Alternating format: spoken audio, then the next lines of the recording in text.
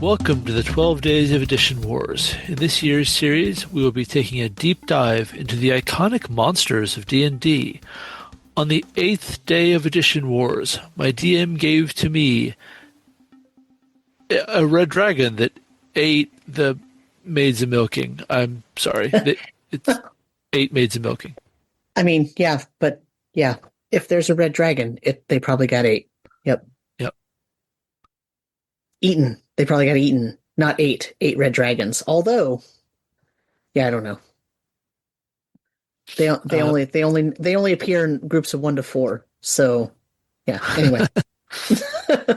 So I'm Brandon Stoddard, and with me tonight is my wonderful co-host Sam Dillon. How are you, Sam? I'm good. How are you? Coherent as always. Yeah. About the same. All right. So you want to talk about red dragons? I love red dragons. Yeah.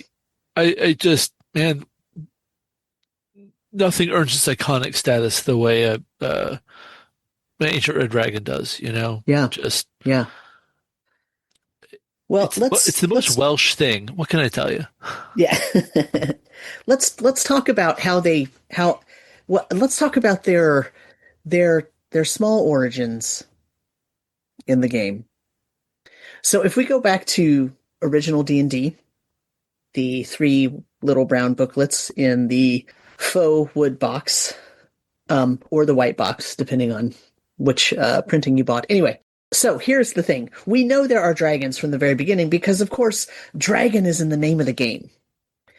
So here's what it says about dragons. In the info table, you learn that dragons come in groups of 1 to 4. You learn that they have an armor class of 2, that they have 2 different movement values because they fly. So that first movement is walking and the second is flying. That 24 is 24 hexes, 24 5-mile hexes.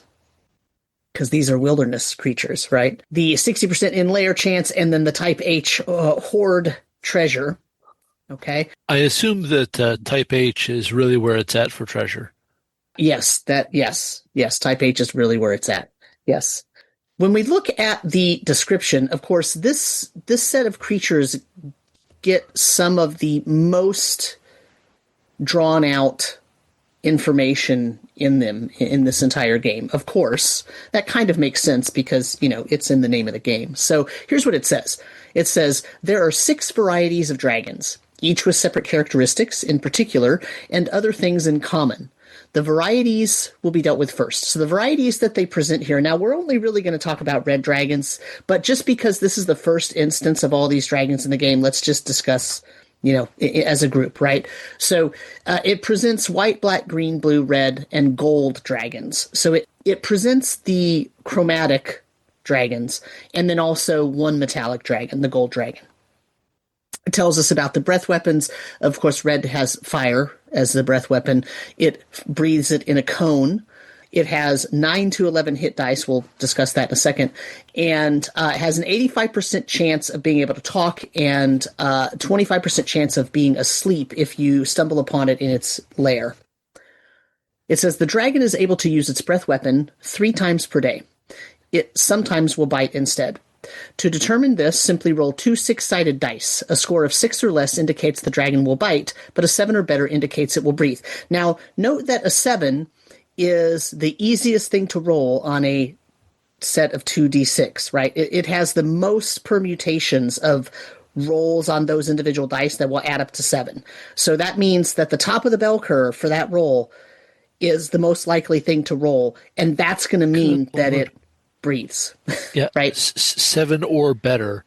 7 or better, right? So woof. you're talking about time. a very high chance to breathe. Yes. However, it can only do it 3 times a day. It's just that basically with this as the setup, it's probably going to do it as its first 3 attacks, right? Good chance. Is the point I'm getting at. Yeah.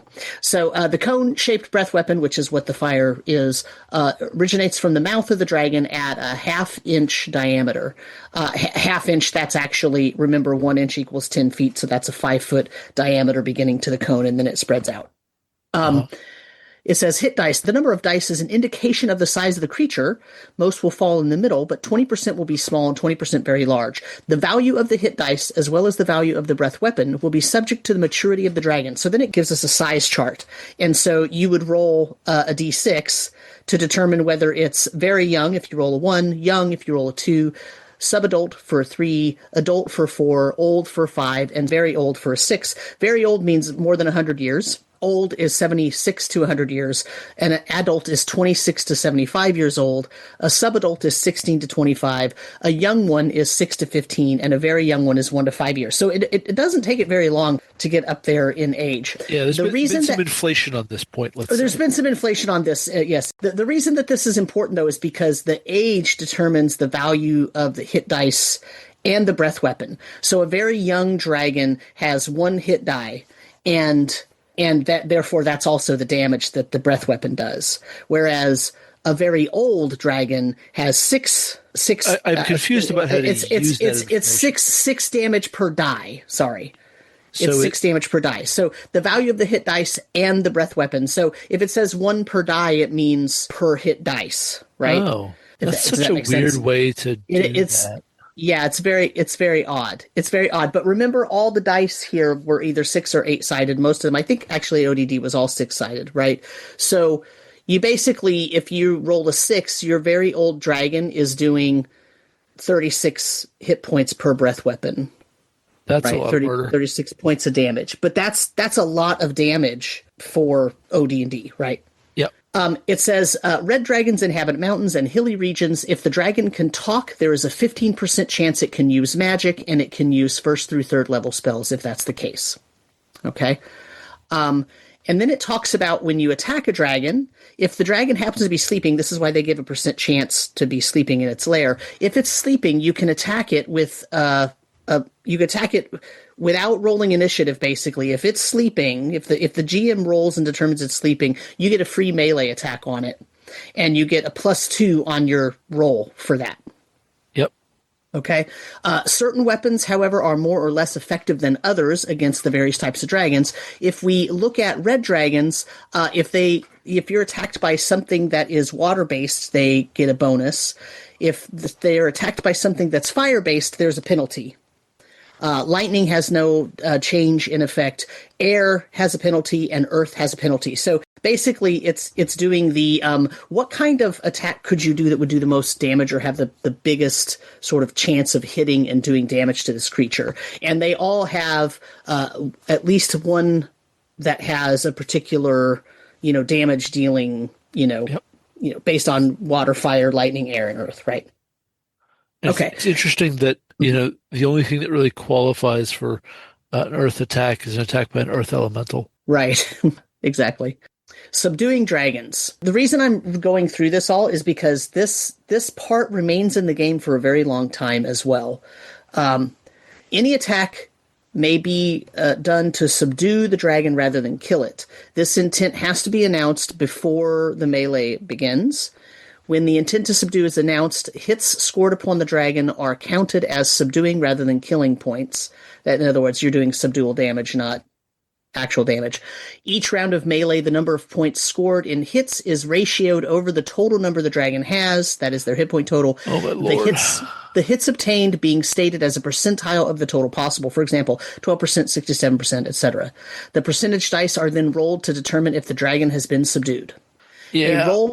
So, in other words, you can keep hitting the dragon and keep trying to subdue it. And every round, the more people that hit, the more likely it's going to be that you actually subdue the dragon and it gives in, right? Yeah. And then it gives this example. A very old 11 hit die red dragon. So, rolled a 6 on this maturity table, and they determined it's very old.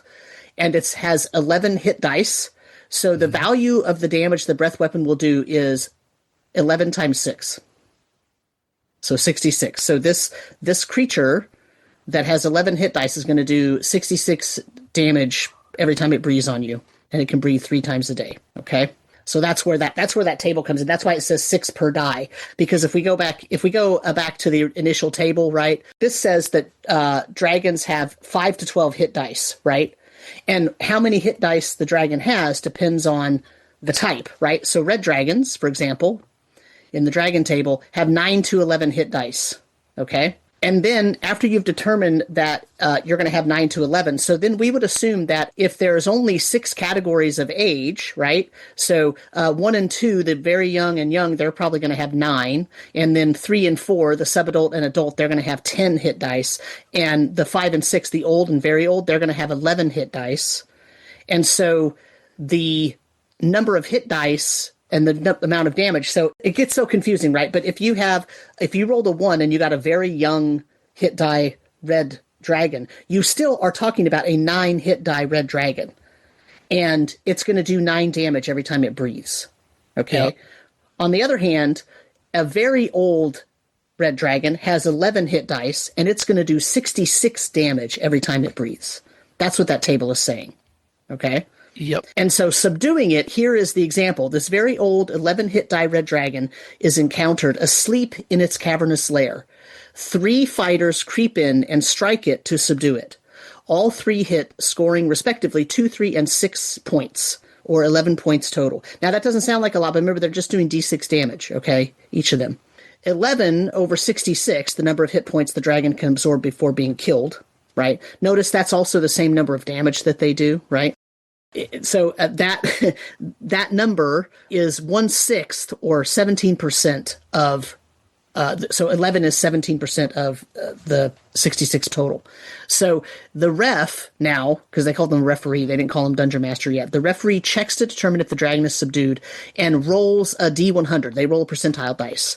If they roll over 17, the dragon is not subdued, right? And then the referee makes a check to see whether the dragon is going to bite or use their breath weapon during the second melee round.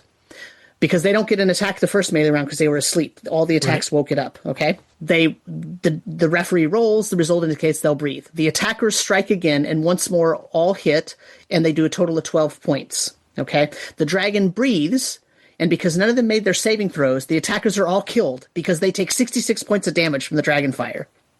Subsequently, the referee rolled a 1 on their percentile dice, and they indicate that the attackers, had they survived, they would have subdued the dragon. But since he turned them into crispy little tater tots, they did not subdue the dragon. Such a weird bespoke rule for this one thing. Well, so here's the thing. What it doesn't say is if they had won initiative in that second round, they would have subdued it because he wouldn't have breathed first. So weird.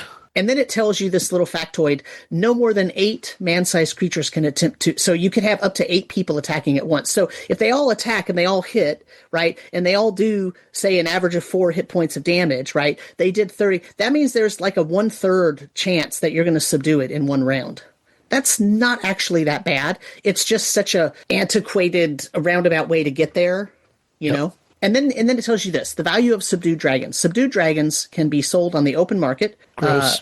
Don't like that. These are intelligent creatures. Don't like it. Right. But it's from 500 to 1,000 GP per hit point that it can take. So a red dragon in the above example would be worth 33 to 66,000 gold pieces. Offers are determined by the referee merely by rolling a 6-sided die to see if the offer would be 500 or 600 if you rolled a 2, or 700 if you rolled a 3, and 800, right? Of course, the character or characters who subdued the dragon could keep it in their own service or sell it to other players for whatever they could get. And then length of subdual, a subdued dragon will remain in that state until such time as an opportunity presents itself to escape or kill its master. As long as the master is in a commanding position, it will not attempt either of those. Then it tells you if 2 dragons are encountered, they will be a mated pair of at least 4th age category. If 3 or 4, that's, I think, is adult. Yeah, so 26 years minimum. So if 3 or 4 dragons are encountered, they will constitute a family group of a male, a female, and 1 or 2 young. The adults will be of the 4th or greater age category, the young of the 1st. If the young are attacked, both parents will automatically use their breath weapons. If the female is attacked, the male will attack at double value unless he is simultaneously attacked, and vice versa. And then in terms of treasure, very young and young dragons are unlikely to have acquired treasure. Subadult dragons will have about half of the indicated treasure for dragons. Very old dragons can have as much as twice the indicated amount. So not only do they have treasure type H, it would be like double if you're very old. So So that's everything on the dragons. It's a little bit convoluted, right? And you know, and also we're only talking about the red dragons. It gets more convoluted when you talk about the other types of dragons, right? They're the typical dragons you think of. White is a breathes cold, black breathes acid, green breathes chlorine gas, blue breathes lightning, etc. But they have different numbers of hit dice possible. Their range and shape is different, as is typical, right? You would expect all of that just based on the things that we know about dragons, right? Yeah. So that's your first entry into dragons. I will tell you that the gold dragon that's on here, it actually can cast spells that are, it has a higher chance to talk. In fact, it's 100% chance it's going to talk. There's a low chance it's sleeping, and they can live in it says they can live in any environment, and they can cast spells up to 6th level. And so, they are also lawful rather than chaotic. I will also tell you that, not that we're going to go over them because we're really going to try to focus on the red from now on, but in the Greyhawk supplement 1, they also talk about some of the other metallic dragons, okay? Mm-hmm. But it's basically the same kind of shtick, right? They have a range and a shape for their breath weapon. They have a range of hit dice. They're either, they have a chance percentage to talk and sleep and all that. Also, the Greyhawk book talks about what we eventually learn is Bahamut and Tiamat, right? Or in the Greyhawk book. They're just not named that yet.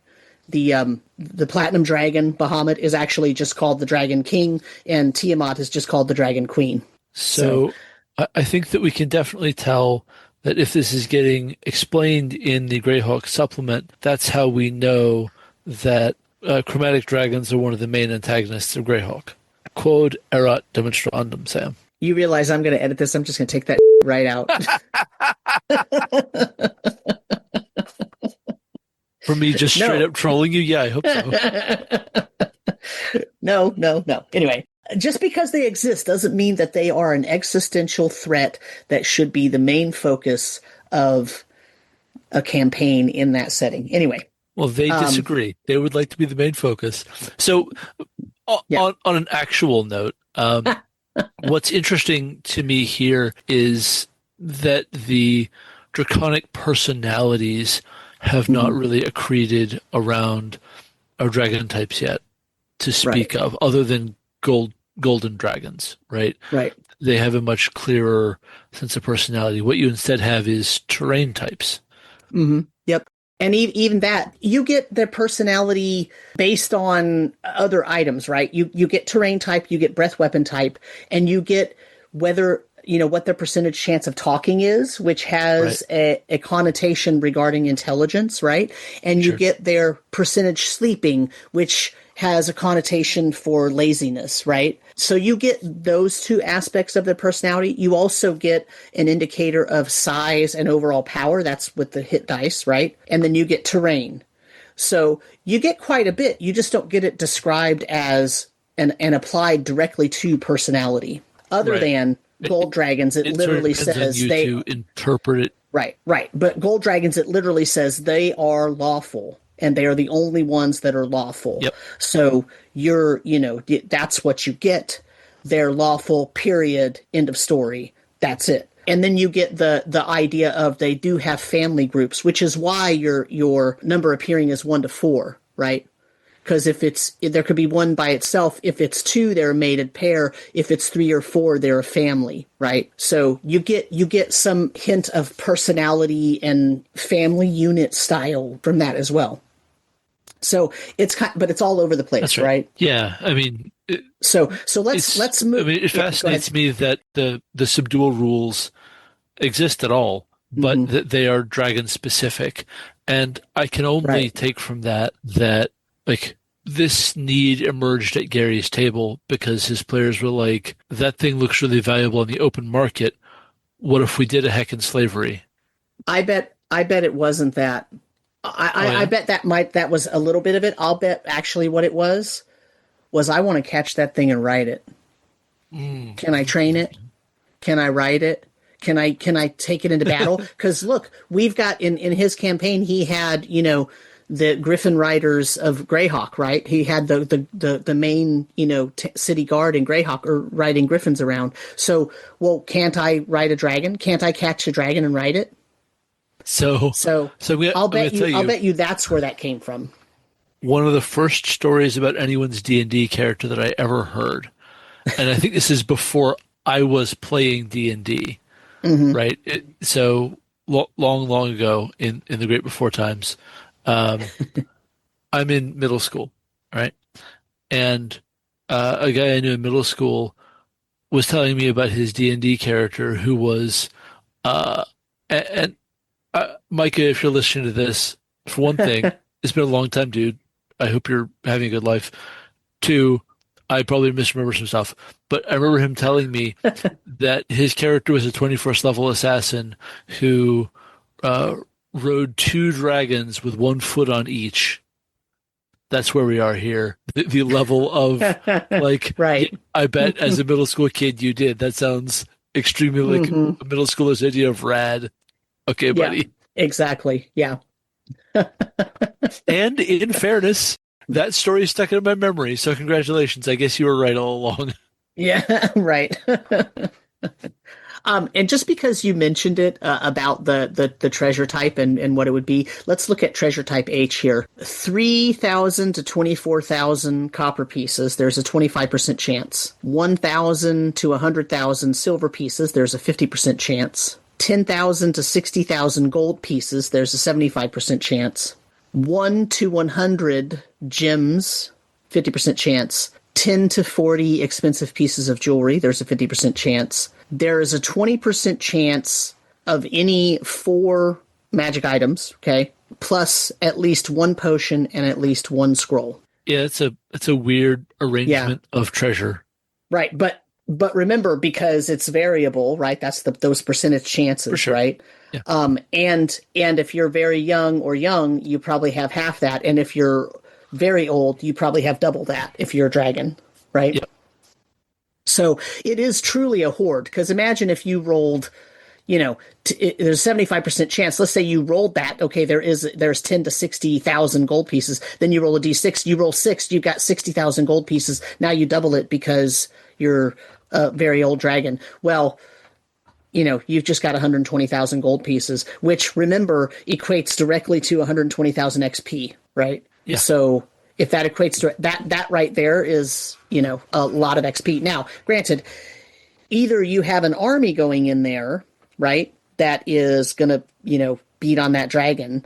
And so you might be splitting up that XP into many small pieces, or you're already of such a high level that you only need 10 of you and you're still splitting it up in tenths, right? So you're not getting enough even for one level. It probably in that case, because by the time you're high enough level there, you're needing 500,000 experience points to move up a level. So, but remember also there's a 20% chance that you've got 4 magic items in there, and they're not little pipsqueak magic items. They're very powerful magic items, right? So pretty powerful. So let's move away. So that's your initial concept of dragons. Now, if you'll remember, when we got to the part in our episode about Type 6 demons, I mentioned to you that Holmes Basic D&D did not have demons in it, except for, mentioning them in the alignment table. But they didn't describe them because it's not appropriate for a 1st through 3rd level PC to be meeting a demon. But they put dragons in here. So when we look at Holmes Basic, there's dragons. They have the same move. Hit dice is variable, same armor class, same treasure type, 2 claws and 1 bite attack, which is actually the same as it was before. Now we learned that the damage for a claw attack is just 1d6. The bite attack is 4 to 24, okay, which is 4d6, right? And then it says they come in many colors, sizes, and shapes. Most are intelligent. Large old dragons are far too formidable for low-level characters to combat. It tells you that right off the bat. However, you know what? Dragon's in the name, so we're going to put them in here anyway, right? Right. It says even young ones are exceedingly dangerous opponents. Of the dozen different kinds found in AD&D, only 4 will be covered, and they cover white, black, red, and brass. I don't know why they covered brass. I don't know why just to make it different from gold. I don't know. I don't know why they picked brass. They wanted a metallic dragon because it's a good aligned. But yeah, I don't know. But any case, we don't care about those. We care about red. So red, again, breathes fire. The cone is the same size. The hit dice are the same, and we learned their chaotic evil. And then it says this: all dragons are able to use their breath weapons 3 times a day. So that's the same, right? They're going to claw and bite instead. You roll a 6-sided die to determine it. That's all the same. It tells us about the shape of the breath weapon, all the same. Hit dice are indicative of its overall size, all the same. Like, this is basically the same exact thing as OD&D until you get to the age table, which now, instead of being a D6, is a D8. And so now we go from very young, 1 to 5 years, young, 6 to 15 years, subadult, 16 to 25. All that's the same. Young adult, 26 to 50 now instead of to 75. So we cut that by 25 years. And adult is 51 to 100. Old is 101 to 150. Very old is 151 to 200. And an ancient dragon is 201 plus. And of course, the value of their hit points and breath weapon change as you go up. Now it goes from 1 to 8 instead of 1 to 6. So an ancient red dragon who is 11 hit dice is going to do 88 points of damage when they breathe fire. Good God. Yeah. And so here, though, when it talks about these, it now actually gives us a little more, tiny bit more personality. So let's read what it says. I'm not going to read that. It gives another example about breath weapons. I'm not going to read that. It tells you if you encounter a sleeping one, you can subdue it. It says the dragon is subdued when it has taken subduing hit points equal to its total hit points. So notice they scrapped the percentage chance thing for that. It's just, if you do subdual damage enough to hit its maximum hit points, then you're going to actually subdue it. Okay? And then, unfortunately, once it's subdued, they tell you you can sell it or you could keep it. And then it says, as dragons are intelligent or semi-intelligent at worst, they will always act to their best advantage in any given situation, bargaining, combat, or in captivity. The amount of treasure shown for a dragon is a broad generalization. And then it tells about, young ones probably don't have much, old ones have a lot. Saving throws against dragon breath weapons normally reduce damage by 1/2. So now it's reminding you, that's actually true before as well. It's just reminding you now. In the case of the brass dragon, the saving throw will indicate whether or not the weapon has any effect. That's why they chose brass dragons. If the dragon breathes a cone of sleep gas and the victim fails to make a saving throw, he will sleep as if struck by a sleep spell, regardless of level. If the dragon breathes a cloud of fear, because brass has a dual possibility breath weapon. If they breathe a cloud of fear, treat its effect the same as a wand of fear. If the victim fails to make a saving throw, he'll run away at the top speed for 1 to 3 turns, dropping everything he holds in haste to flee. In either case, if the saving throw is made, the breath weapon have no effect. Notice it skips the entire enormous thing about subduing it. It literally cuts that down into 2 sentences, telling you can subdue it and telling you when it's subdued is when it's taken its hit points in subdual damage, rather than that weird, whole, like percentage, whatever. And yeah, so it expanded the age categories, right? It expanded the damage that they can do. It doesn't really tell us anything about their personality, again, still, other than they're all intelligent or semi-intelligent. And semi-intelligent means like, basically human intelligence, right? And so that's what we get. So that's Holmes Basic. When we move to BX also starts out with low levels, but it gives us all the dragons as well in the basic book of the BX. This is Moldvay Cook, right? And what you learn here is red dragons have an armor class of -1, which is better than what they had before. They had a 2, all dragons had a 2 before. Now they're splitting them out and giving the different dragons different armor class, right? So -1 for the red. Hit dice are 10 instead of a 9 to 11. Yep. They do more damage than the Holmes Basic did. They do 1d8, 4 to 32. So it was 1 to 6, 1 to 8 before. And then whatever your hit dice was, that's the breathing damage. Definitely a lot of the stuff about, like, whites are the least powerful is getting really locked in. Right. I do think it's interesting that black is second weakest. That's not going to necessarily stay true to speak of, but I think they flip with blues. I think that you typically see black, green, and blue about on a tier with each other. Yeah, and it's really only that whites are weaker and reds are strongest.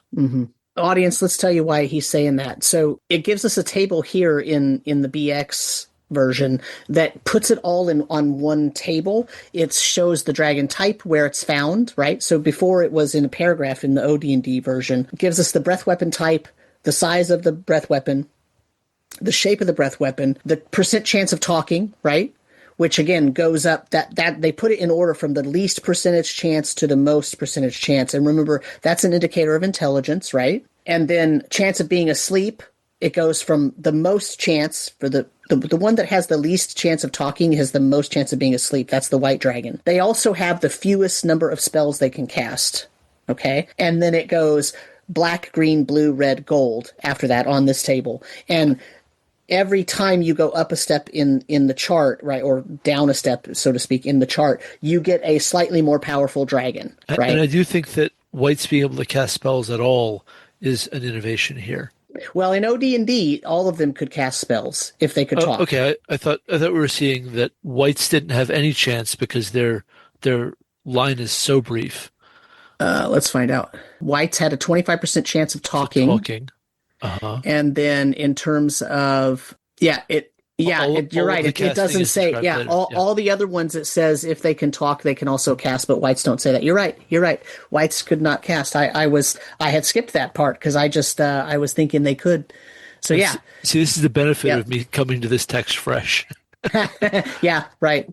And it doesn't say anything about spells in Holmes Basic. Yeah. Right. So that didn't tell us anything about those. So that they just kind of totally ignored it. Yeah. But remember, again, Holmes Basic was, hey, here, do your first 3 levels and then just go to AD&D. Sure. And so chances are you're not really going to fight this red dragon here. So it doesn't actually matter if it can cast spells. Because if you meet one, you're going to be talking to it and end up doing its bidding. Right? Like that's basically what they're saying here. But I respect by the time inclusion anyway, right? Yeah, of course, yeah. Hey, this is the cool thing that is out of reach for now. Yeah. Don't you want to go play AD&D? That's a hook, and I appreciate it. Right, and if you do happen to run into one, take a bunch of people because you might be able to subdue it. That's right. Right, that's So back to BX Moldvay Cook. Here's what it says: dragons are a very old race of huge winged lizards. They like to live in isolated, out-of-the-way places where few men are found. Though the color of their scaly hide makes dragons look different, they all have quite a few things in common. They are all hatched from eggs, they are all meat-eaters, they all have breath weapons, they all have a great love of treasure, and they all will do everything possible to save their own lives, including surrender. Breath weapons, treasure, and surrender, that is, subduing a dragon, are all explained in the following description. Dragons are proud of their long history. Some of them live hundreds or thousands of years, and because of this, they tend to think less of the younger races, such as man. Chaotic dragons might capture men, but will usually kill and eat them immediately. Neutral dragons might either attack or ignore a party completely. Lawful dragons, however, may actually help a party if the players are truly worthy of this great honor. When playing a dragon, a DM should keep in mind that because of its pride, even the hungriest dragon will pause and listen to flattery, if no one is attacking it, and if it understands the language of the speaker. And now is when I tell you that white dragons are neutral, blue dragons are neutral, black, green, and red are chaotic, and gold are lawful. I mean, based on this table, that's it. I'm just thinking forward to how that gets treated later. It's interesting. It's interesting. How it gets treated later is all the chromatics end up being evil. Yeah. And it's just like white as neutral does kind of reflect this thing functions more like just a super predator. Mm-hmm. Yeah. Right? Same as blue. Is quote unquote just an apex predator. Blue and like that trait is going to be how white is interpreted for a long time to come. Blue is not going to keep getting interpreted as just an apex predator. No. So yeah. I'm getting ahead of ourselves. So let's move on. So breath weapons. All dragons have a special attack with their breath weapon in addition to their claw and bite. Any dragon can use its breath weapon 3 times a day. That's the same. It has remained the same now for 3 editions. Okay. Yep. The number of points of damage any breath weapon does is equal to the dragon's remaining number of hit points. That's new. What? Yeah. So weird. If it breathes early, it does more damage, right? The more it's hurt, the less energy it has to produce the breath, which means it does less damage. That's the idea here. Okay. Yeah. After the first breath attack, the dragon may choose to attack with claw and bite instead. To determine this, roll 1d6. That's the same, right? Shape of the breath, all the same. The only thing that's different here is they give you a nice little diagram of it, okay? Saving throws, save basically for half, okay? And talking, dragons are intelligent. Some dragons can speak dragon in common. Percentage chance is in the table. The number of spells and the levels are given, right? If they can talk, they can cast spells. If they can't talk, they can't cast spells. Okay. Yep. Sleeping dragons. The percentage chance given under chance of being asleep applies whenever a party encounters a dragon on the ground. Flying dragons are never asleep. I like that it had to clarify that, but just to stop anyone from any result greater than the percentage means that the dragon is not asleep, though it may be pretending to be asleep. If the dragon is asleep, it may be attacked with a bonus of +2. That's the same as OD&D for 1 round. After that, it'll awake. Combat will proceed normally after that, okay? Then it says subduing. So let's see what they've changed in subduing. Whenever a character encounters a dragon, they may choose to try to subdue it rather than kill it. To subdue a dragon, all the attacks must be with the flat of the sword. Thus, missile weapons and spells may not be used to subdue. Attacks and damage are determined normally when trying to subdue. The dragon will fight normally. The subduing damage does not reduce the damage done by the dragon's breath weapon, though, until it reaches 0 or less hit points, at which time it will surrender. So again, they did away with the percentage. They kept the Holmes basic version of this, except the damage, because in this version, the dragon's breath weapon damage reduces as it gets injured. Here, if you're doing subdual damage, it doesn't affect the breath weapon damage. Oh, a dragon, sure, yeah. Yeah. A dragon, like any other intelligent animal or monster, may be subdued because it realizes that its attackers could have killed it if they had been striking to kill.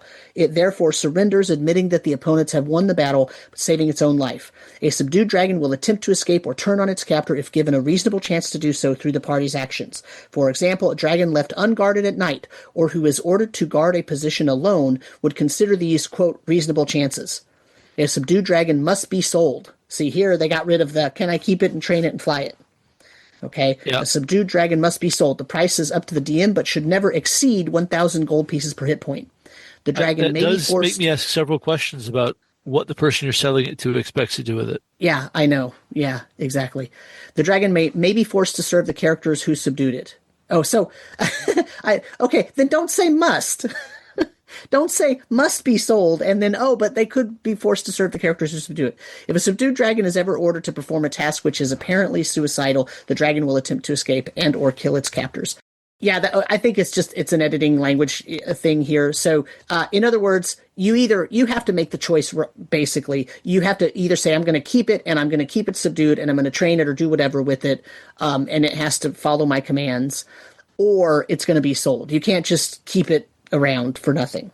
You have to make a choice. Yeah, that's I guess very it's a weird. Yeah, it says must and then it doesn't. Honestly, almost certainly a simple editing gaffe because they changed ideas midstream.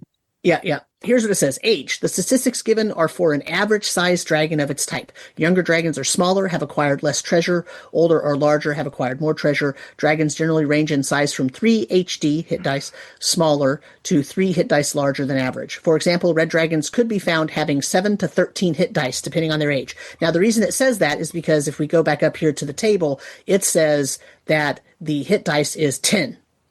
But if it's a smaller or if it's a younger red dragon, it could have 3 less than that, so 7. And if it's an older one, it could have 3 more, so 13. So that's where that comes from. Yep. And then treasure, same as before, youngers have less, older have more. These layers are rarely left unguarded, which is why their percentage in layer is always really high, because they don't leave their layers unguarded.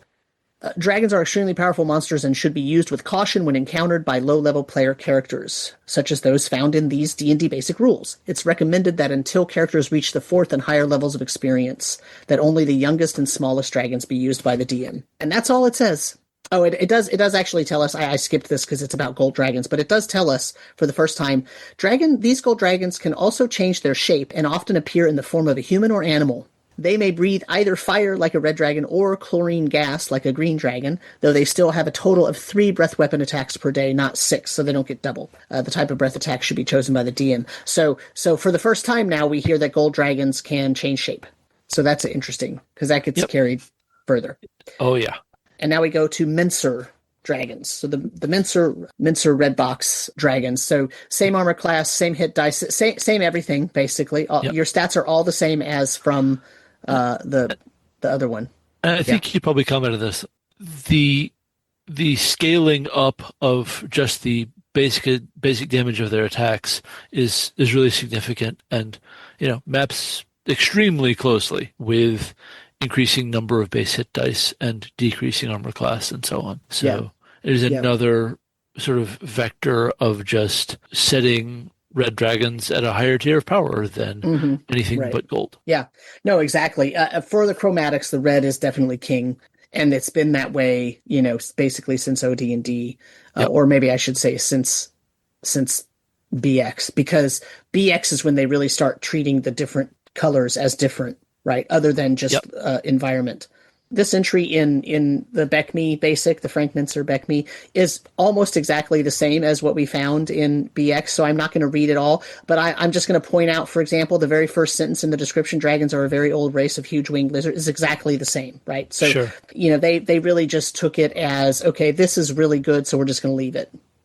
Yeah. Okay. I mean, that's not uncommon. And Mincer's task with making the red box was take Holmes Basic and BX and smooth them over and make them suitable for children, right? And format them to make them, easily readable as an entry level product. And that's what he did. And because the BX rules had already taken what was in Holmes and what was in OD&D and sort of turned it into this nice paragraph with a nice table and everything, they just carried it forward into here. So there's really no difference here. Down to the whites having a higher chance of being asleep, casting fewer spells, lower chance of talking, that sort of thing. So The one significant new addition that I see here is the inclusion of the XP value. right, yeah, That's a new because block. they didn't include that in it was in they were in tables before. Yeah. Right. Uh, So here they're in the stat block. So if anything, it's just interesting that blue and red have the same XP value, considering that red is a little bit better in every vector. Yeah, that is kind of interesting. Look how small the white XP is too. 725. Yeah. Get wrecked, nerd. Yeah, right. Yeah, that also could be a typo. That blue could be meant to be like 2100 instead of 2300. Yeah. It feels So, like it should who be knows? sort Yeah. of more squarely between green and red. Yeah, exactly. All right. So let's take one small peek at the Rule Cyclopedia, which was at the end of the Beckme basic line. Nice. They did the Rule Cyclopedia, and that was right before they stepped into second edition. So this is probably closer to late stage first edition, early second edition. And it's formatted a little differently, but what they do is they put these. This is why I wanted to look at it, because they put each dragon color in its own box, but then within that box they give you a small, a large, and a huge size, and they give you all the different stats for all three of those for all the different colors. So it's very nicely formatted and looks really good. But what you see with the red is a small one starts out with an armor class of -1, a large one would have an armor class of -3, and a huge one would have an armor class of -5. So that's even more powerful than what you find in the first entry of red dragons in the Beckme series, which is in the actual Beckme basic rulebook. So this this is after several years of development, right, in the game, and now they're presenting all of these stat blocks, right? Yeah. I really like this yeah. this presentation of just, hey, we're not going to ask you to interpret on the fly from Right. modifiers Right. in a text line.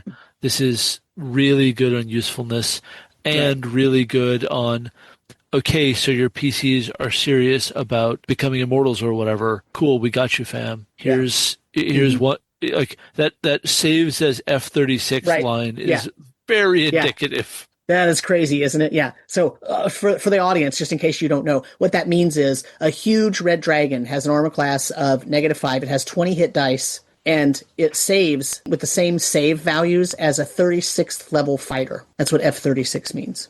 Which means it was a bad day for somebody. Yeah, which means very, very, very easy saves, relatively speaking. Yeah. And then it also puts into the tables that same stuff that we've been talking about, the color, the breath weapon type, the shape of the breath weapon, chance of talking, chance of being asleep. None of that stuff has changed. And then it gives you in one table the dragon damage and spells. So what you see is the red dragon, the small red dragon does 4d8 damage with its bite or crush. That is, biting with its mouth, right? That's the bite attack. And then 1d8 with claws, kicks, wings, or tails, right? Yeah. Depending on what it's attacking with. So what essentially happens here is it says all those dragons we told you about before, that was your first tier of draconic existence. Right. We now have 2 more whole categories to reveal to you.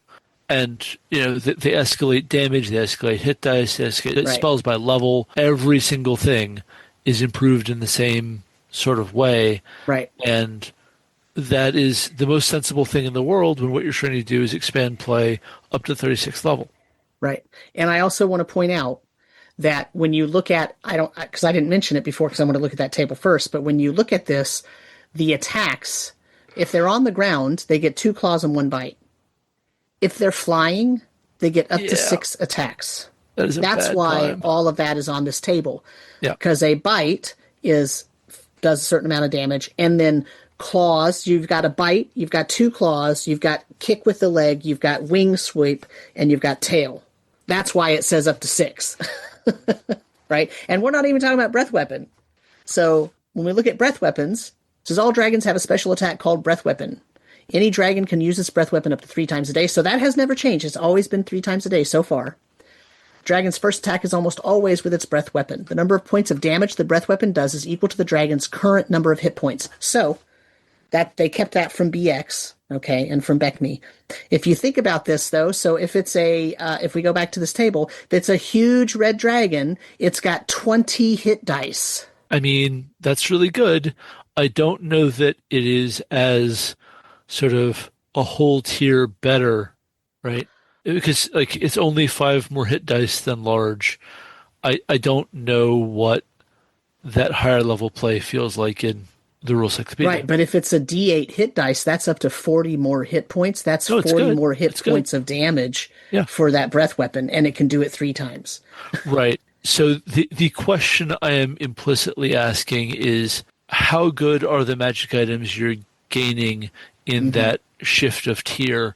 Are they making up for it? Are they exceeding it? I have no way to sort of grapple with that without digging into the book in excruciating detail. So now that you've said that, let's look at treasure type. For a small red dragon, it's H. For a large, it's H times 2 plus I.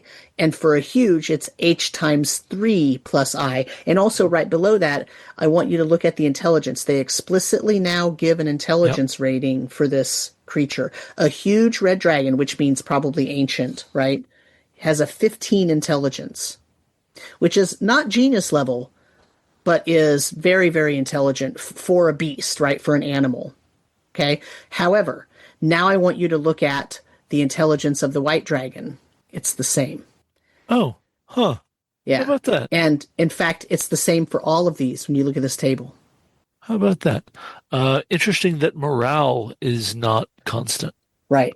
So I guess this is a meaningful touchstone in the arrogance of the red dragon. I mean, maybe. The difference between a 10 and 11 is just not that much, right? Sure, basically, but as compared to the 8 of a white, right? Well, but that's a small white that has an 8. The small red only has a 10. I mean, it's on 2d6, right? Yeah, it's on 2d6. So just for the audience, on 2d6, when you roll morale, you roll, and if you roll over their morale, they run away. So if something has a morale of 12, it can't run away because you can never roll over 12 on 2d6. So that means if your morale is 11, it's got a very low chance of running away. It's going to stay and fight because you have to roll a 12 on 2d6 to get it to run away, right? But if it has a morale of 8, then there's a pretty good chance that it's going to run because it's not very difficult to roll an 8 on 2d6, relatively speaking, right? So yeah, I mean, look at blue. Blue is 9, 9, 10, right? Yep. And black is the same as the white. So yeah, it's one of those weird things though. I found them all having the same intelligence to be very interesting because, Uh-huh. looking at the previous editions now, it's that there's such a point to, oh, well, they're all intelligent. However, they can't all speak. And I was relating, and I still do to this day, relate their intelligence to their ability to speak and comprehend the languages of other creatures and learn those languages and be able to speak them, because that's what the game does for PCs, right? The Yeah. higher your intelligence, the more your chance of knowing more languages, right? At least in these earlier editions. So if that's the case, if we apply that to dragons, to any creature that can maybe talk, right, then that would imply that the ones who have less of a chance of being speaking beings, they have a smaller, lower intelligence, but they don't here. They're all the same intelligence. Yeah. Yeah. I agree with you. That is an interesting set of choices. I don't know that I feel like it offers us a lot in the arc of design history, right? It feels like very much an Well, outlier to me. and it's also weird that in the same creature, a small versus large versus huge one, which actually indicates age and size, right? Suddenly their intelligence gets higher. I could see saying, well, a very young dragon is not going to be as intelligent because it's like a baby. But Right. how do you justify an adult being that much dumber than an older adult? Like that doesn't. Right. Well, That's that. right. We lost the thread there of what the intelligence of the creature means. Yeah. I also think that it's a stretch to sort of talk about small as meaning something like wormling here. I think their small is not, Let's see. size category small, really. It is just the least of these. Well, because It's in all the other ones, it was very much an indicator of age class, because uh size equates directly to age. well, sort of actually. They're a little more irregular about it than that. Some of the time, it treats size and age as different axes of differentiation, right? In the very first text, they're two different axes of differentiation, and they're listed Sure. totally separately because age controls your Well, number of hit points and damage, but right. your size is a modifier on your hit dice, I think. So But the age was related directly to hit dice, though. it was related to how many hit points you got on the hit Let me see. die, Oh, that's not how true. many Yeah, hit for the dice you breath weapon. had, That's right. Yeah. right? Because they were Yeah. No, fixed you're at right. You're 10, right. right? You're right. So let's move on from Rule Cyclopedia and go to the first edition Monster Manual. Here's what we have in the first edition AD&D Monster Manual. It says Red Dragon, and then it gives us something that resembles a scientific name, Draco Conflagratio Horribilis. Rare frequency, number appearing is still 1 to 4. Armor class is -1. The move is the same. Hit dice are back to 9 to 11. Remember that Gygax took many of his cues from Holmes Basic rather than the BX or BECME, right? Yeah, that's So really interesting. what we're going to see is he goes back to some of those things, right? He keeps the 1d8 damage and the 3 to 30, which I think was a Holmes Basic thing. Breath weapon plus possible magic use, large size, just in terms of overall size category. 48 Percent. feet long. Jesus. We Yeah, would not call that yeah, just large anymore. right. But remember, there's only 3 categories here: small, Sure. medium, Yeah, large. yeah. So percent chance in layer, 60%. Treasure type H, S, and T, 3 attacks. Chance of speaking, 75%. Magic use 40%, sleeping 20%. So it puts a percentage on its magic use now, rather than just saying if it can speak, it can also cast spells. Here's what it says about the red dragon. It says the red dragon is usually found dwelling in great hills or mountainous regions. As with most others in this species, they make their lairs in subterranean caves and similar places. They are very greedy and avaricious. Of all evil dragons, this sort is the worst, save for Tiamat herself.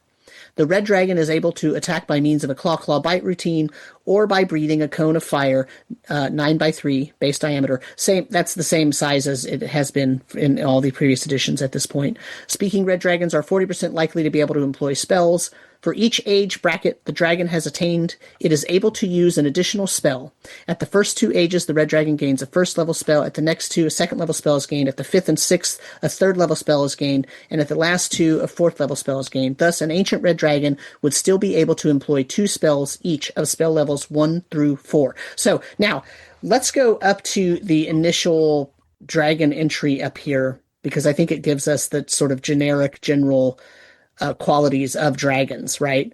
So the way that the 1E Monster Manual does it, it gives us, here's how you apply rules to all dragons, and then it gives us the specific stat blocks. And what we just went through was the specific stat block for the red. So let's look at what it says about everything else. It says dragons come in many colors, sizes, shapes, and alignments. 2 sorts of dragons, the chromatic dragon and the platinum dragon, are singular individuals, and there are no others of their type. So the chromatic dragon, that's the name for the dragon queen, which is Tiamat, and the platinum dragon is the name for the dragon king, which is Bahamut, right? Later on, they get those names. Each dragon sort will be treated individually hereafter. The 10 species of dragons have 3 general size categories: small, average, and huge. So that would be small, medium, and large in the Beckme book, right? Right. This categorization is determined by die roll. An 8-sided die is rolled. 1 to 2 is small, 3 to 7 is average, 8 is huge. This size determination indicates the number of hit dice a dragon has. And then it talks about age. They pass through 8 ages as well. And it's the same as it was before, except the age ranges change. So it's still a D8 table. They call it very young, young, subadult, young adult, adult, old, very old, and ancient. The ancient ones are 401 plus years. I think in Holmes it was 201, right? Now it's 401 plus. Very old is 2 to 400, basically. Old is 100 to 200. And then the adult to young is about, 50 in there as we go. Very young is still 1 to 5. And then you roll an 8-sided die. All dragons see equally well in daylight and darkness.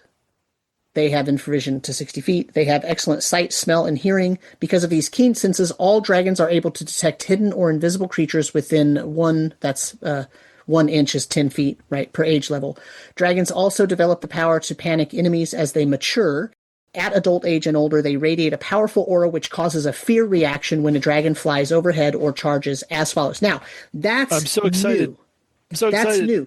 So this is the first time that this has been mentioned. It was not in OD&D. It was not in Holmes. It was not in BX. It was not in Beckme. Okay, so now what the fear that was in there, you'll remember I mentioned fear. That was the brass dragon's specific breath ability, was a fear ability, but it was not something that was applied to every creature. Now this is saying all dragons who make it to adult age, that is 51 years, okay?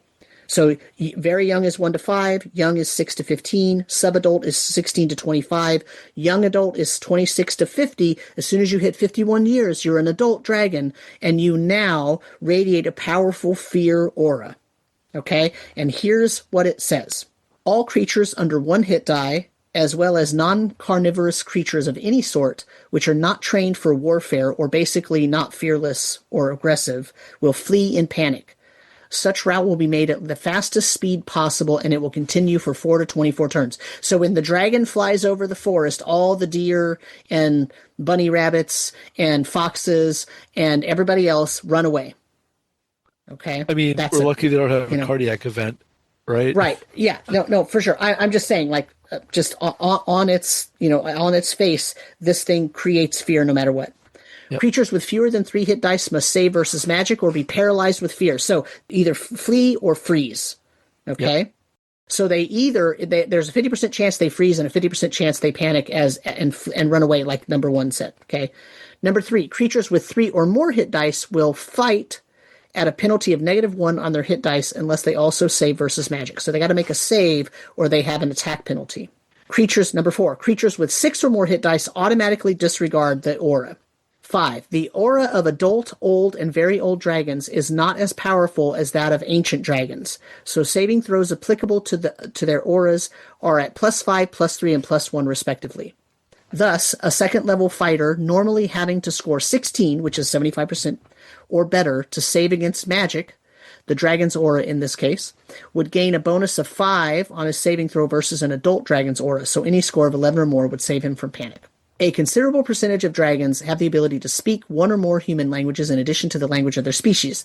Similarly, a fair number of dragons which can speak are able to employ magical spells.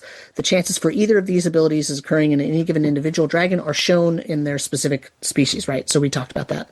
Talks about how you can attack them. It keeps that same table that we saw in OD&D with the +1 and the -1, or that is the bonus or penalty when you're attacking with a certain type of element, right? Tells you the breath weapon can only be used 3 times a day. 50% chance of breathing, basically, anytime they can.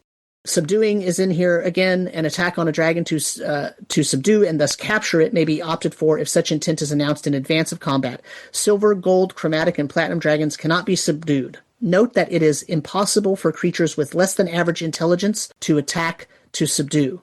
Subdual is accomplished as follows. Upon announcement of intent to strike to subdue, all hit points of damage scored by attacks upon the dragon are considered non-fatal.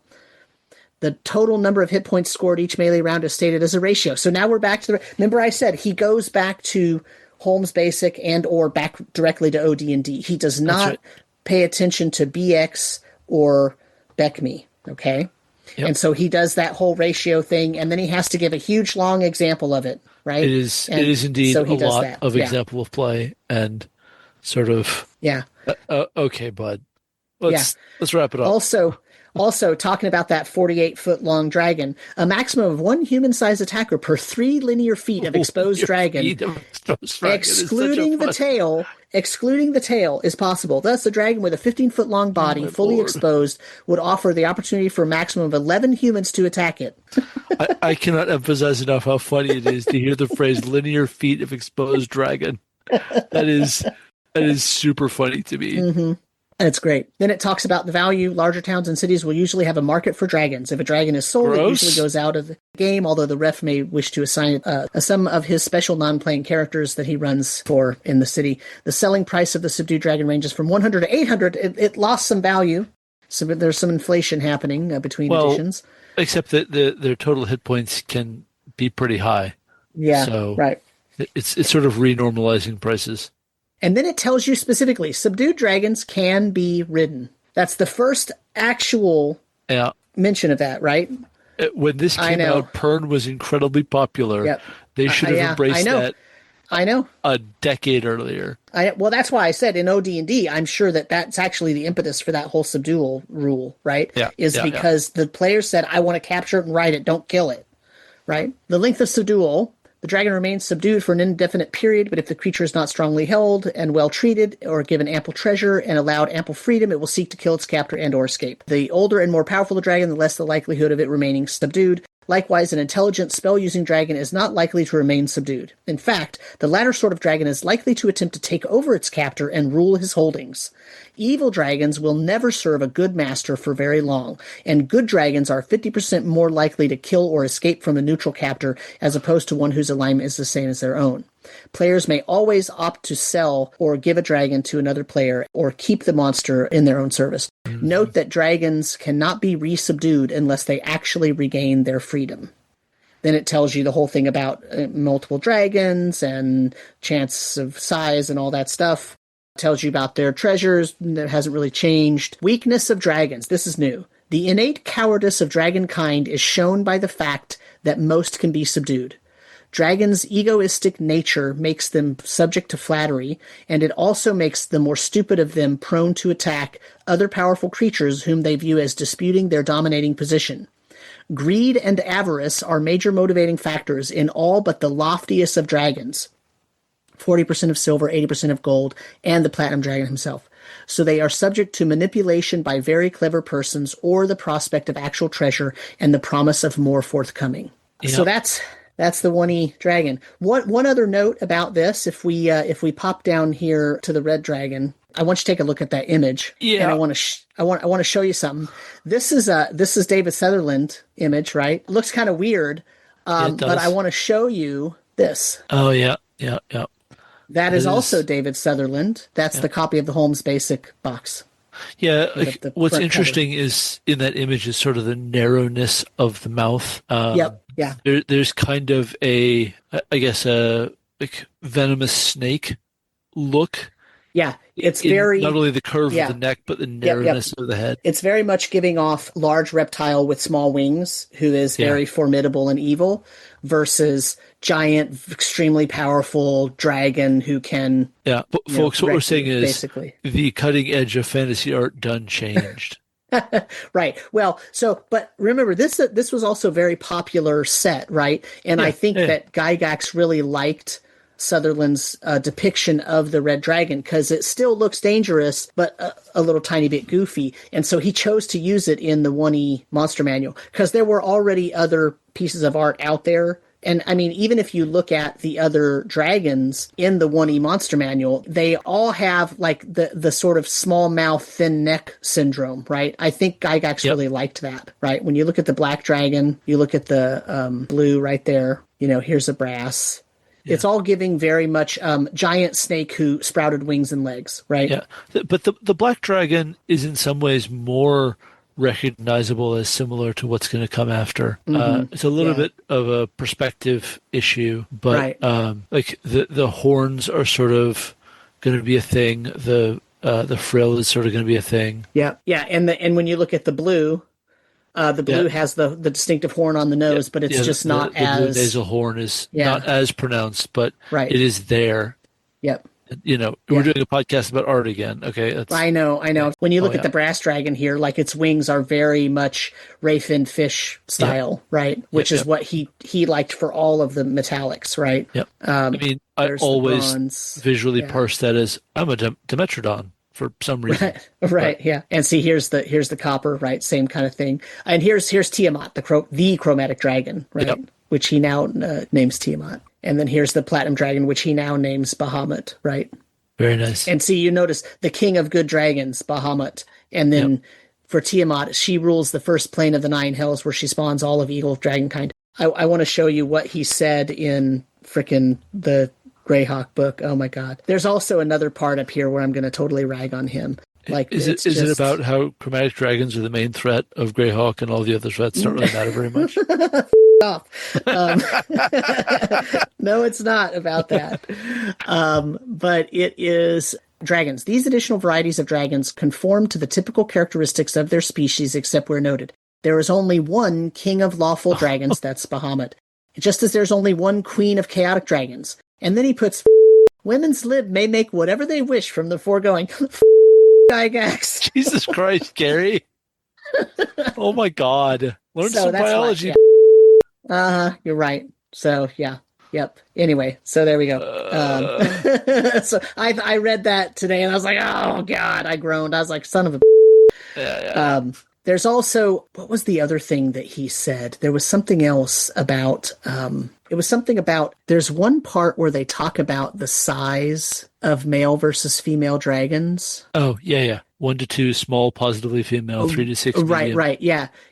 Here's what's dumb about that. You want to know something? In reptiles, because they point out they're like reptile-like, in reptiles, usually the female's bigger. Dumb. And if you're going to say dragons are like dinosaurs, so they're from birds, well, guess what? In birds, it's true that the male's usually bigger, except in predatory birds like raptors. The female's always bigger. Stupid. Yeah. Well, he was a proud bioessentialist, which is a way to say does not know things. Well, and the thing is, like, okay, fine, be bioessentialist, but then get your biology right, get your facts right. Exactly. Anyway, I thought you'd get a kick out of that. Yeah, just gonna have to bleep out the whole damn thing. Yeah, I know, right? Sam goes on a 5-minute rant. Beep beep. Sounds like a truck backing up on this episode. Yeah, right. So there we have it. So that's first edition. So let's move on to second edition, and we get this. Yeah, a much more interesting picture of the chromatic red dragon. So friendly. He's practically smuggling. He's just holding his hand out for you to shake it, right?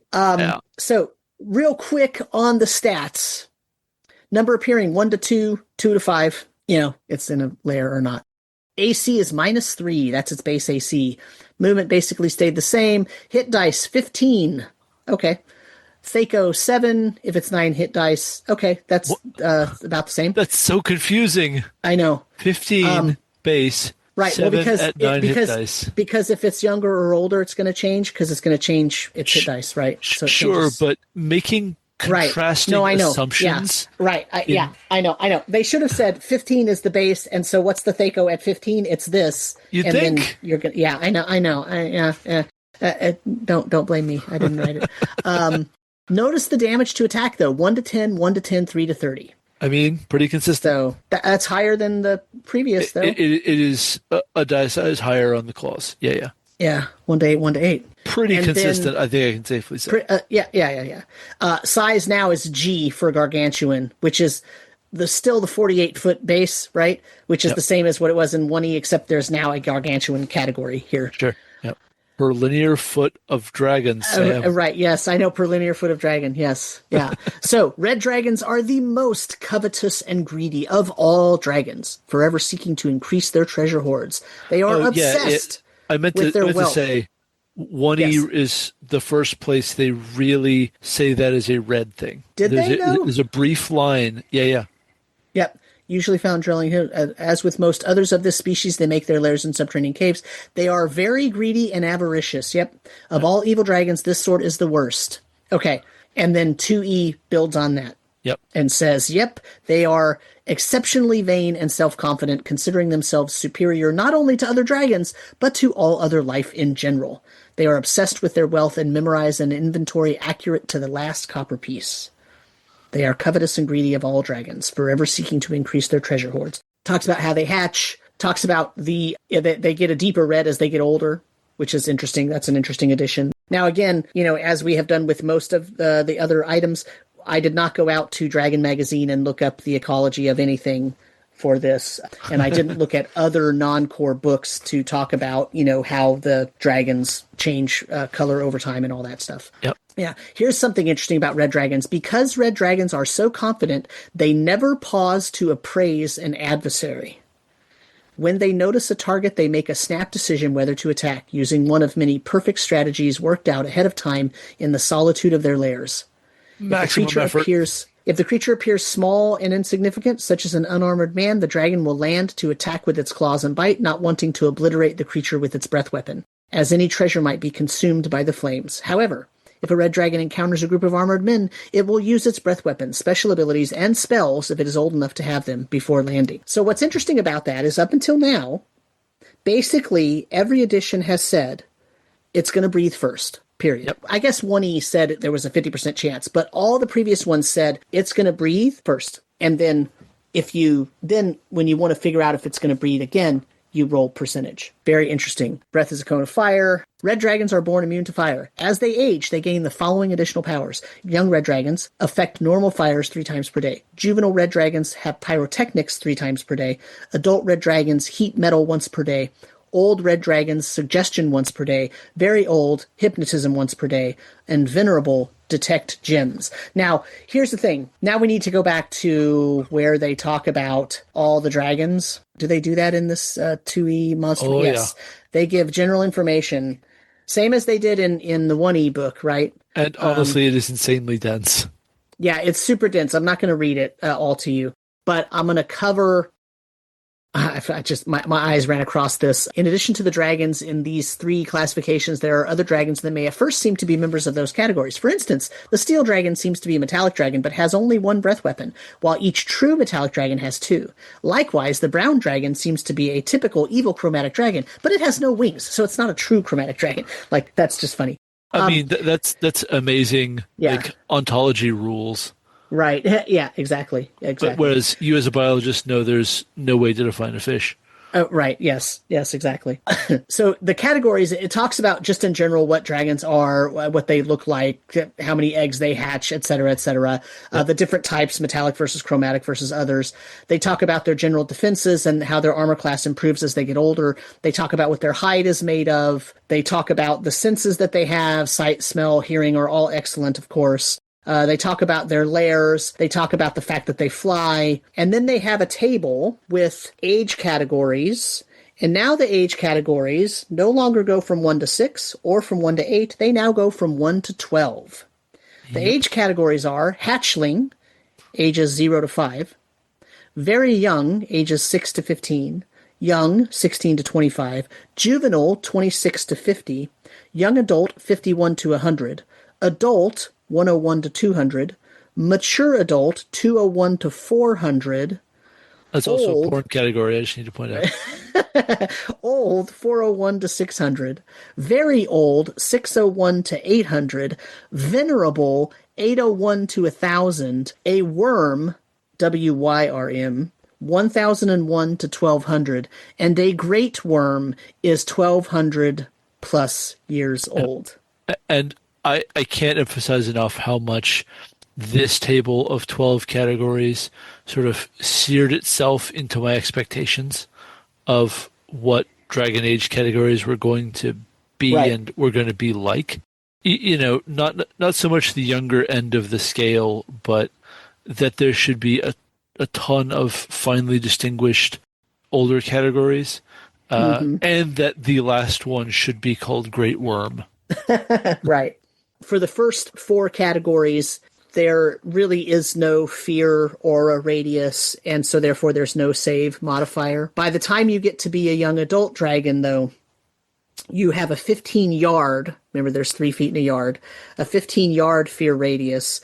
Then for each category, it goes up by 5. So it goes 15, 20, 25, 30, 35, 40, 45, 50. So by the time you're a great worm, you have a 50-yard fear radius. So 150 feet. Also, everybody takes a -4 penalty on their saves against your fear radius.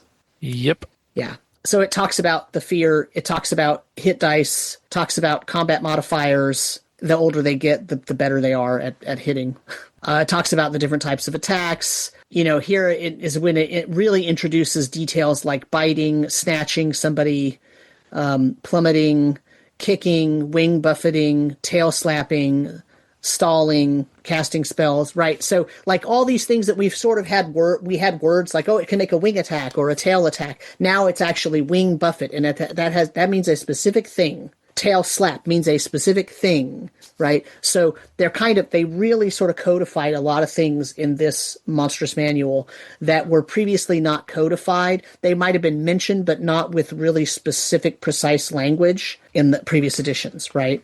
Yeah, like looking at some of the attack options here, I'm reminded that second edition, the DMG does have fairly involved aerial combat rules. Mm-hmm. Yeah. There is some meaningful expectation that aerial combat is going to be part of play. Right, right. I'll also point out something. In every previous edition, the dragon could have breath weapon 3 times per day, right? Yeah. In second edition, breath weapon can be used once every 3 rounds. Woo! I mean, it is better than it can just spam it in the first 3 rounds of combat and then or roll 50%, right? Yeah, but it's also indefinite. So if that thing stays alive. Yeah, I mean, there's a lot of potential hit and run strategy there, which is good for a flyer. Right. Yep. So at the bottom of so after it gives the general characteristics of each dragon, then it goes into individual dragon entries, and each dragon entry at the bottom has an actual table with the specific information about that dragon based on its age category. So it's a table with 12 rows, and it gives you the body length of a red dragon in that age category, the tail length, the AC. By the way, a great worm red dragon is -11 AC. Okay. Yep, that is horrible for you. Oh my lord. And the breath weapon does 24 D10 plus 12.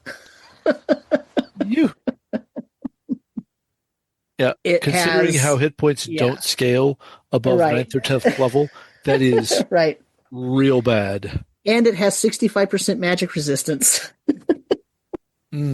Buddy, that's so bad.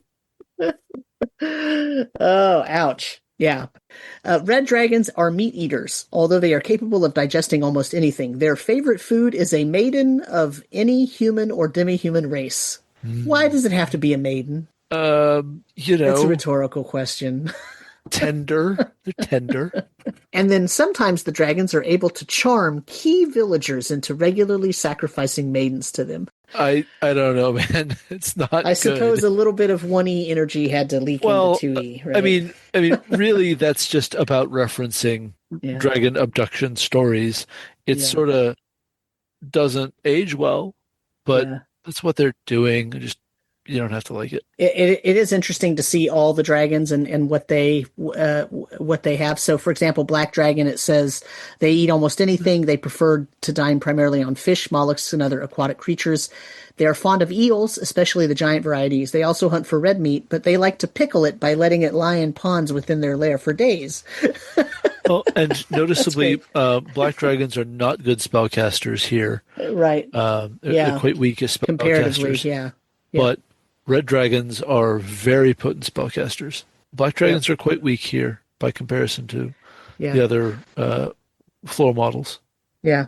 Blue dragons are particularly fond of herd animals, like camels, and they will gorge themselves on caravans of the creatures, which they cook with a lightning bolt. Nice. Green dragons are known to eat practically anything, including shrubs and small trees, and they especially prize elves.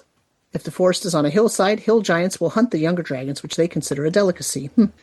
Yeah, so I give the red dragon a lump for the maiden thing, but they did give a little bit of flavor to all the other dragons too. White Yep. dragons, for example, are able to eat anything. They're very particular. Will consume only food which has been frozen. Usually, after it has killed a creature with its breath weapon, it will fall to devouring it while the carcass is still stiff and frigid. So it lets it freeze up first. It buries other kills in the snowbanks until they're suitably frozen. Their natural enemies are frost giants who kill the dragons for food and armor and subdue them to use for guards and mounts. So, yeah. So, any other notes on the 2E Red Dragon? No, I think this is, by far and away the most biological and sociological detail that we've gotten. I Yep. mean, it's not remotely close, and is really going to be a high watermark until there's a book titled Draconomicon, which there consistently will be, but you know what I mean. Yep. All right. So, let's move to 3.5. And in 3.5, the dragon art gets a real glow up. Yeah, well, you ain't kidding. Like, ultimately, second is pretty good, but this looks like modern fantasy art, right? Fantasy art Right. has changed in this time. There's now real money in fantasy art, and you can tell. Right. And as with the other more recent editions, first and second, they also have the section on dragons themselves, true dragons, and it tells you all about them, gives you another description of all their attacks, wing attacks, tail slaps, crushing attacks, tail sweeps, gives you the age categories. They kept the 12 age categories. And As is only right and proper. as is only right and proper, so say we all. And it talks about how much space they take up by size. The sizes now are tiny, small, medium, large, huge, gargantuan, and colossal. It tells you what their damages are for bites, claws, wings, the tail slap, the crush, and the tail sweep, based on those size categories. Yep. Tells you about the breath weapons, using breath weapons as standard action. Once a dragon breathes, it can't breathe again until 1d4 rounds later, so now it's variable, the number of rounds, minimum 1, maximum 4. Breath weapons also vary by size, of course. If the bigger the dragon, the bigger the breath weapon. It has frightful presence, which in third edition means that the creatures within a radius of 30 feet times the dragon's age category are subject to the effect if they have fewer hit dice than the dragon. Potentially affected creature that succeeds on a will save remains immune to that dragon's frightful presence for 24 hours. On a failure, creatures with 4 or fewer HD become panicked for 4d6 rounds. Those with 5 or more become shaken for 46 rounds, and dragons ignore the frightful. What's the difference between panicked and shaken in third edition? It's a matter of degree, and it's something like -2 versus -3, and maybe with panicked you have to flee. Okay. I haven't looked at it in a minute. Yeah, but it's a similar thing. Just severity. So there's basically 3 grades of creeped out, right? Yeah. So let's specifically look at. So in other words, there's nothing here that's new or surprising. It's 3E-ified, right? Yep. It basically takes everything that was in the 2E, or a lot of the things in the 2E descriptions and text, and puts them into third edition terms. Yep. And so let's specifically look at the Red Dragon. So you get your challenge rating scale running from Wormling at 4 to Great Worm at 26. And at the time the Monster Manual is published, 26 is really high. They are going to wind up publishing things higher than that. Now, because this was 3.5, the Epic level handbook already existed. Uh, Okay. I believe.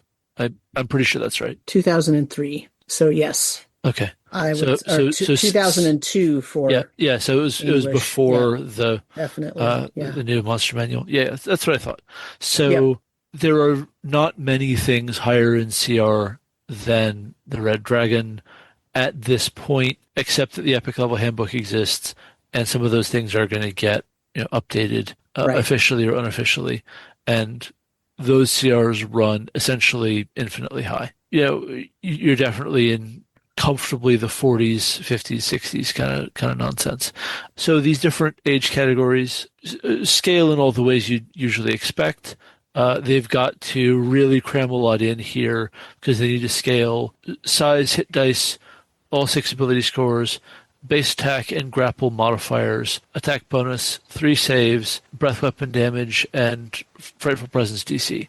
That's that's a lot of information, but it is handled very well there. They don't go to a smaller font than the rest of the page, which honestly kind of surprising. And yeah, the Great Worms are really incredibly powerful. I would suggest that by the time you're contending with things at CR26, a good amount of the time you're barely attacking hit points anymore.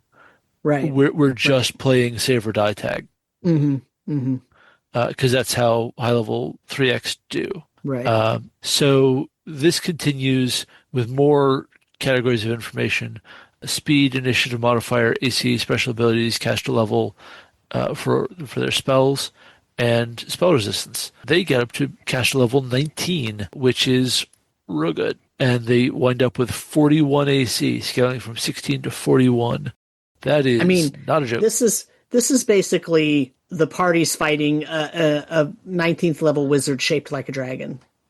That's accurate with Yeah. 660 hit points. Right. Yeah. Now, there do wind up being enough ways to min max your attack bonus that even 41 AC gets trivialized.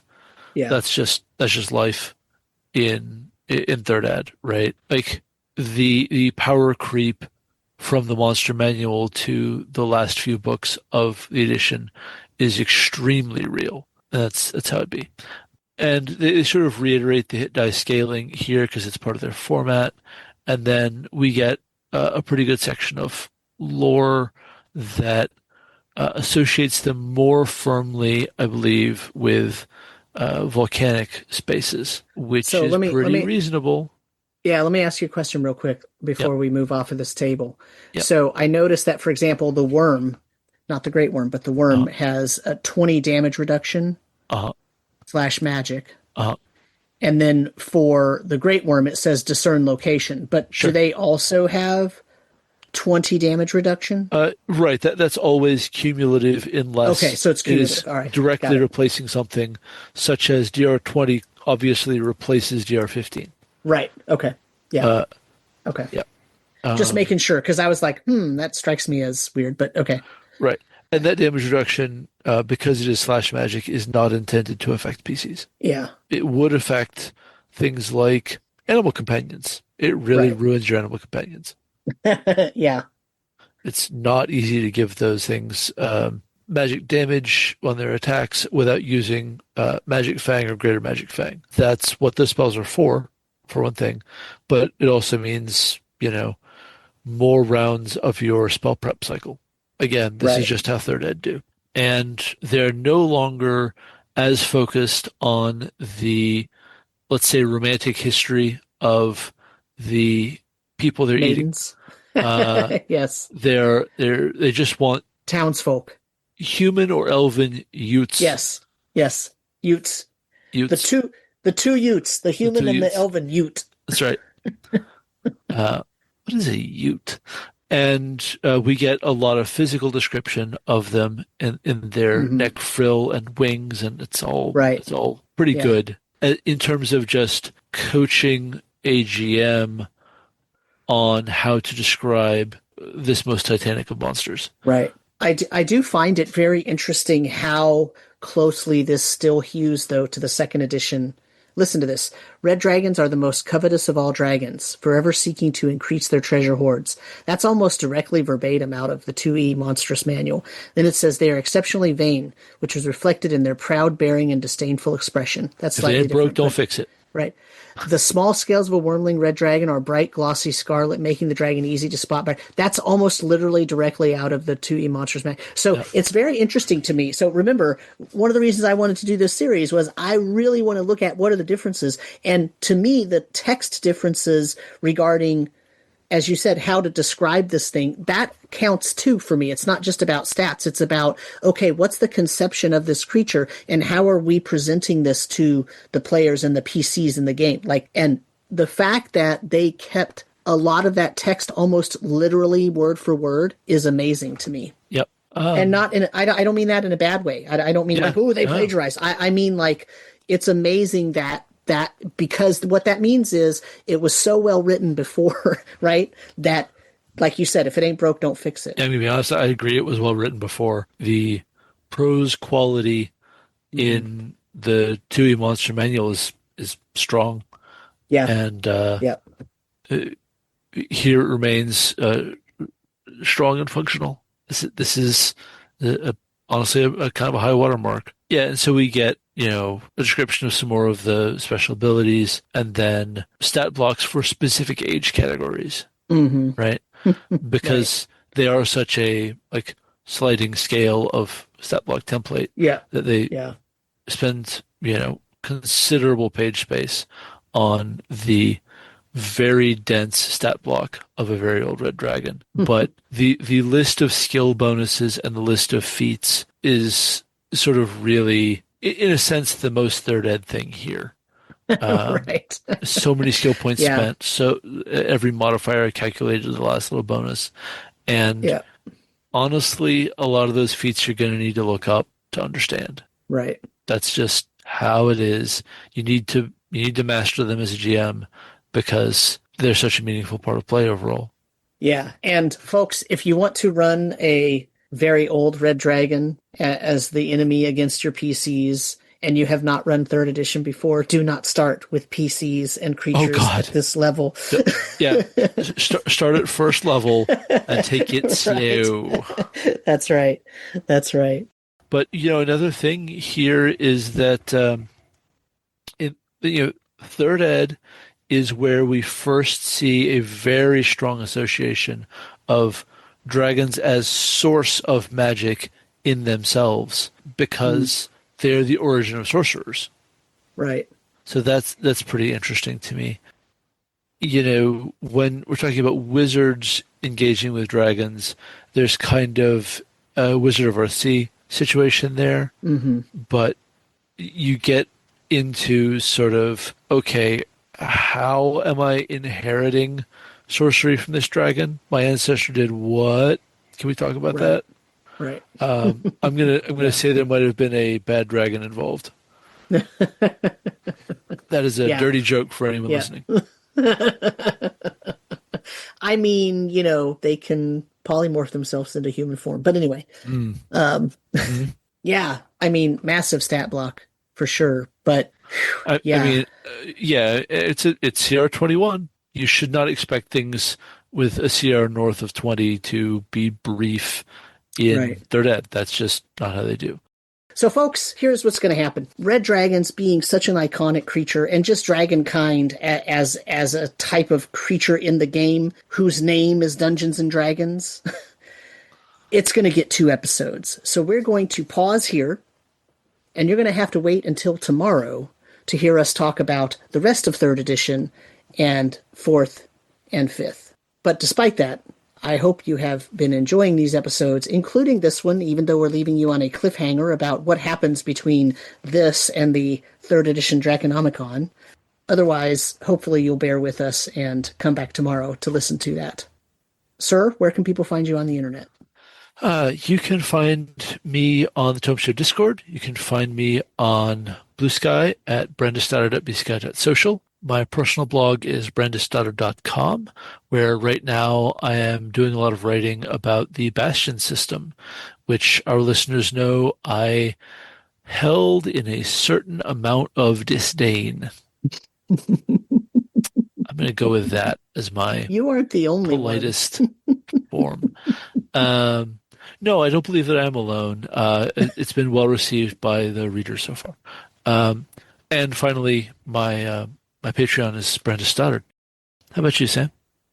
I can be found at rpgmusings.com, and you can also find me on the Tome Show Discord. I am also on Blue Sky at DM Samuel, and also on Mastodon still at DM Samuel. And pretty much I haven't been doing a lot of stuff. Work changed for me a couple years ago, and it's been real tough to get some things written down on paper. But we'll see if that changes. I'm not sure. I'm not making any promises, but I do promise you we will finish this tomorrow, though. And until then, we bid you adieu.